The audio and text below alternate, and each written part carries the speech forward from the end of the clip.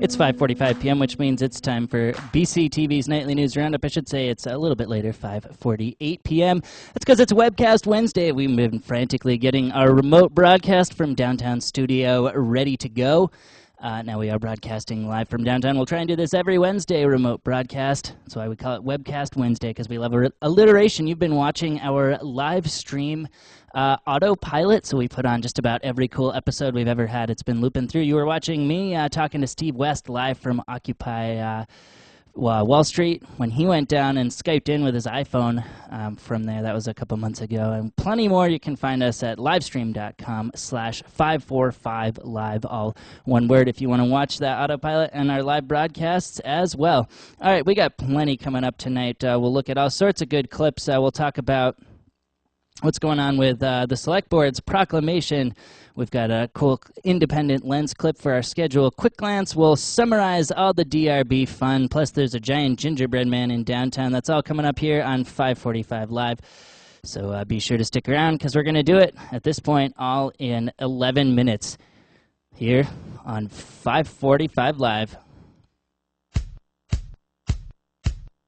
Whereas in the last year, the drop-in center food shelf fed 8,579 unduplicated people, consisting of 5,375 adults and 3,204 children, a 20% increase in the past year.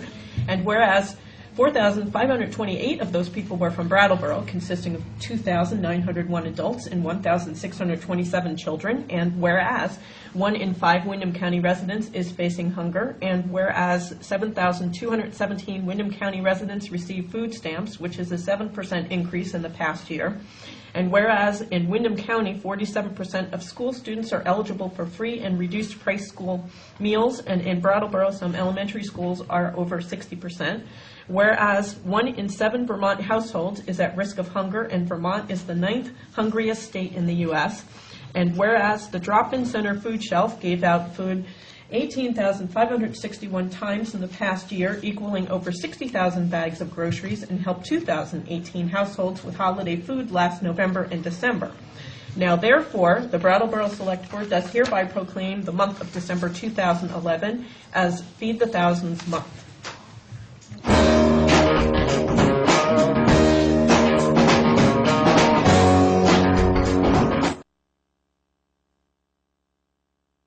Hi, didn't see you there. Welcome back to 545 Live. I'm tonight's host, Sterling Boyden, and it's a Webcast Wednesday, day full of fun. We've still got plenty of time left on the show for us to delve into the calendar quick glance, but we still got a couple more headlines coming up here that I want to just touch base on here as we go live from downtown. Now, we'll start off with a 2006 burglary at the Putney Diner, which was solved this week after evidence put into a DNA database pulled up 42-year-old Mark Prue Sr. of Bellows Falls. He has been charged, so 5 years later, hopefully almost 6, a little justice for the Putney Diner. All right, as you saw, we were watching footage of the Brattleboro Select Board's proclamation that this month here, December, that's already fleeting away underneath our fingers here, but this month of December is now officially Project Feed the Thousands month. Now, what does that mean? Well, of course, the need... the hungry people in Brattleboro, that need goes on year-round. But, of course, this is the time that they launch their campaign and really push it. This year, what are they trying to do? They're trying to raise $100,000 in funds and fill 25 tractor-trailer trucks worth of food. What can you do? Well, of course, a donation would be great. But you can also, just when you're at the store, you can do what I do the last few times that I've been there, pick up some toothbrushes and toothpaste. Food stamps can't buy those. Grab a jar of peanut butter, maybe some Annie's macaroni and cheese, and just put it in the bin there. Hannaford's has some terrific $10 boxes that include all kinds of soups and macaroni and cheese and things. It's called the Helping Hands box. It's only $10, and it goes a long, long way. Anytime you're at the grocery store, throw something in. You could spend 50 cents, and you're still making a difference. You can also write a check and drop it off at River Valley Credit Union, or there's plenty of other ways to donate. You can find it at Project Feed the Thousands, all one word, including the projectfeedthethousands.org. Plenty more. A very important cause. The need has gone up exponentially in the project's 17 years now in its 18th year. All right, moving on.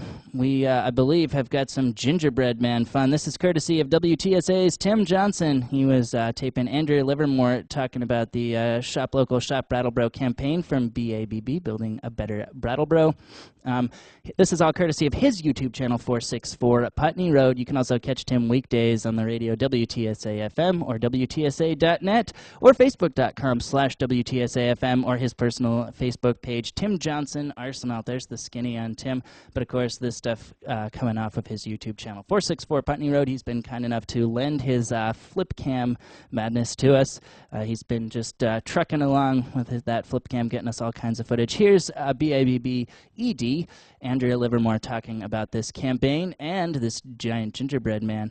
Let's just go ahead and roll the clip. Well, he's the gingerbread man, and his motto is "Catch me if you can." And part of that is we're moving a 2-foot, not this man, but a 2-foot gingerbread man around downtown throughout the 24 days of December leading up to Christmas Day. And there'll be a special in the store where the gingerbread man is in the window. The whole theme here of gingerbread is really supporting our motto this year, which is keep it here this year, which is about shopping locally. So follow the specials around. We actually have a sample shopping list posted at the front of the River Garden and on Bab's website at brattleborovt.org. That sample is going to give you all kinds of creative ideas of things you can get downtown and where to get them. We're asking people, even if you have an item that you have to get out of the area because your child, your loved one is desperate for that item, still come downtown. Come downtown and finish up. That's BABB ED, Andrea Livermore talking about the Shop Local campaign and, of course, the Gingerbread Man, Catch Me If You Can campaign there. All right, next, just a few more things I want to do before we jump into the calendar and quick glance, including summarizing Monday's BHA DRB drama. I would go into it right now, but instead I'm going to beam it back to my past self for a 545 Live 12/6/11 BHA DRB special report, which you can find on our YouTube channel. Just search keywords 545 and Live or Brattleboro and Television. In terms of the recent estimates provided by Brattleboro Housing Authority and Bob Stevens and Associates, we're going to accept those estimates as is with the following adjustment that code improvements will be included in the value, and that gives us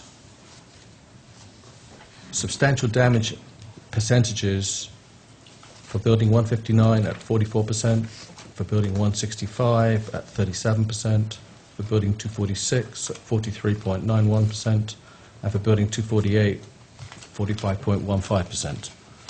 I'm looking for a motion to uphold the appeal of Brattleboro Housing Authority. So moved. Second. All those in favour? Aye. Those against? I abstain. Motion passes 1, 2, 3, 4, 6, 0, 1.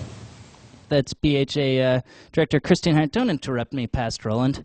Taking a beam back to our BHA DRB summary, which includes a video from the BHA's first meeting with the Development Review Board and footage from last Monday's meeting where they did uphold the DRB's appeal. So find that on our YouTube channel or at our page at brattleboro.tv.org. All right, we're running low on time here, so I want to jump right into our calendar, if I can get my sweet animation going, even in this Webcast Wednesday scenario.